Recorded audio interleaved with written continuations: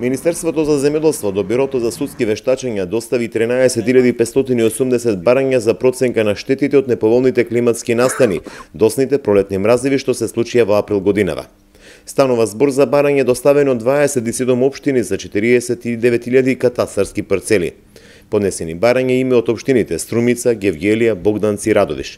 Проценката на штетите ќе се спроведува согласно Законот за земјоделство и рурален развој и уредбата за начинот на утврдување на неповолен климатски настан на станата штета, пресметување на загубата на приходот, пресметката на штетата, постапката за исплата на помош. Бирото треба да изготви извештај со проценка за настанатата штета во денари, поединечно за секој барател. Добиените извештаи од Бирото за судски вештачења ќе бидат проследени за исплата до Агенцијата за финансиска поддршка во земјоделството. Министерството за земјоделство информира дека со цел забрзување на целата процедура за исплата на обештетувањата, Министерството на 14 септември достави допис до Бирото за судски вештачења за враќање на документацијата за 11 општини, која претходно е доставена до Бирото за судски вештачења, а по која во Бирото не се постапуваше поради неусогласеност на договорот за соработка меѓу Министерството и Бирото.